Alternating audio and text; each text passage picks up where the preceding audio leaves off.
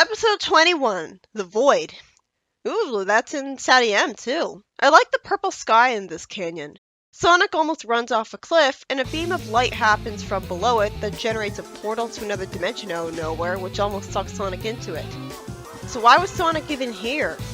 Sonic finds a golden thing and wonders if Sally can figure it out, instead of Rotor, who's supposed to be the brains of the group. Wow, this guy's an excellent camera. It can track Sonic while he's running at super speed without him being just a blur. That's a fast camera. Ixisnagus! Okay, as I saw on the thumbnail. So did he show up in SatAm first? If so, there's no excuse for the reboot in IDW not having Ixis in it because Bullers didn't think of him first. Sega just doesn't care about the old continuity characters. Also, I know he's not called Ixis in the show for some weird reason, but I don't give a shit, I'm calling him Ixis. Bad person would care about that. Sally kisses Sonic for giving her the first proof that an ancient people actually existed. How lame are the historians here then? They should already know this. Nicole somehow knows that the artifact has a high probability of being fake. And Bunny doesn't understand her big words. Big surprise. The golden artifact starts floating and kidnaps the girls as they're in a trance. That came out of nowhere. Sonic and Chuck overhear a doomsday project being mentioned, like the Ultimate Annihilator or like the world freezing. Chuck at least lampshades that he has to get back to his job before he's missed. What job? At least the comic told us that he was working in a crab meat factory. Snively says there's void activity in the Great Unknown. Robotnik reveals he's scared of Ixis, and since he briefly gave him a bird head, that makes sense. Back in the past, he was making a deal with Ixis, and it seems Ixis actually wanted to go into the void. Why? Robotnik tells Snively to disable all retrieval programs. Why did Snively object even a little bit? He had no way of knowing that he could ever escape it. So I hope there's a proper explanation for why Ixis was able to open the void and escape. Otherwise I have to wonder why he didn't do this years ago. I mean, he's a powerful wizard, an experienced wizard. Sonic discovers that the girls aren't home. Finally, he gets to talk to Nicole. Never mind, she doesn't exchange any words with them. Penders wrote Nicole better, and right from the first issue. She was talking like a normal person right away. Nicole isn't able to tell Sonic what happened to the girls, and he's naturally angry with her being so useless. When he was shaking her, I thought she would electrocute him. That made sense in your face, but she doesn't have any consequences right here. Why didn't she show Sonic the hologram of Sally's kidnapping right away? Seems like common sense. I like that it seems there's a proper explanation for why Nicole would start talking in plain English like a normal person. Sonic wants to understand her better. Talk in English! It's probably from the void. I love that Sonic has Nicole with him for once. Ixis brainwashes Sally and Bunny into telling him that Sonic escaped his spell and went to Robotropolis. Okay, so if he can do that, then I guess Flynn forgot all about this episode, because that would have made issue 224 make a lot more sense. Ixis is standing in an icy cavern, and he really does have a raspy voice. That's annoying.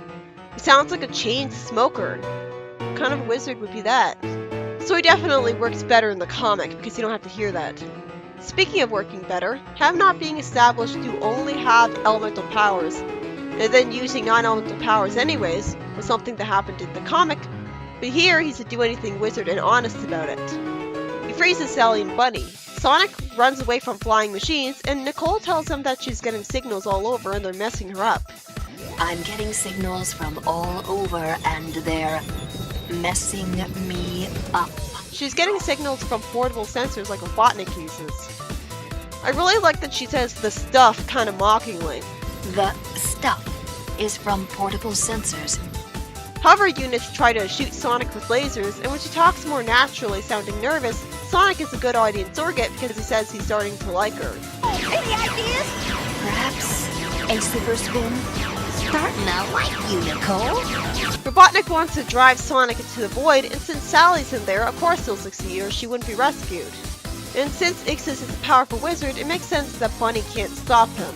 I mean, I guess, yeah, he would freeze her in place before she gets a chance to punch him with her robot fist. Nicole tells Sonic to chill and somehow gets him to relax and let himself go into the void when he was trying to avoid it earlier. Chill, Sonic. You're headed for the void anyway.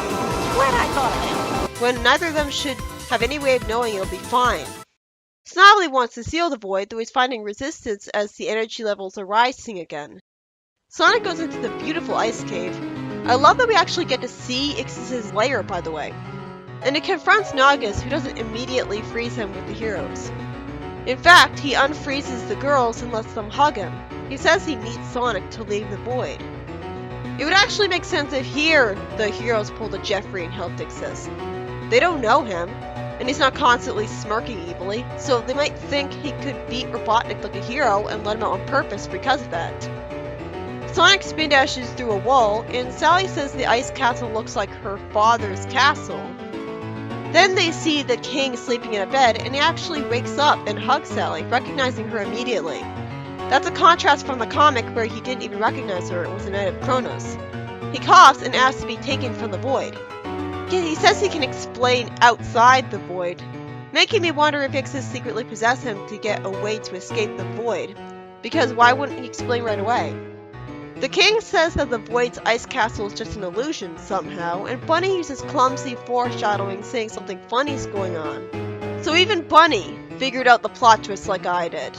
Fortunately for Sally, she immediately finds the king and hugs him. Ixis freezes Sonic, and he lampshades that Sonic should thank him because he's gonna get rid of Robotnik. Why didn't you say that to Sonic in the first place? You really should have said that immediately instead of making yourself look like the bad guy. Ixis frees Sonic so he can save his friends, and he gets Robotnik to face him personally. Why did he do that instead of staying where he was? Ixis shapeshifts his head a lot, causing Snively to start cackling at it, which I liked. He even falls with tears in his eyes. Then Ixis sees that his feet have turned to blue crystal, so it seems like the longer he's in the non-void dimension, the longer he'll be crystallizing. Why the hell did Ixis play hide and seek with Robotnik? Why did he let Robotnik leave? Because meta logic, that's why. He could have easily killed Robotnik right away instead of wasting time toying with him like an idiot. It turns out that he and the king have to return to the void or they'll die. It's drawing their life force and they're turning into crystal because they're outside it and have spent too long in it.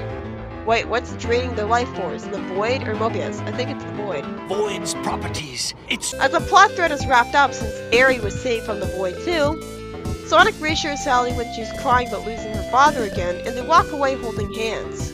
I guess Ixis doesn't have teleportation powers, or I would be questioning why he doesn't just warp Robotnik to him. When Nicole talks like Sonic with a slang, Sally asks, "What have you done to her?" But the reason it's charming instead of annoying is because she says it with a happy tone. He's cool, Sal. Way past. Sonic, what have you done to her? Come on, Sal. Yeah, get a grip, Sal. Nicole?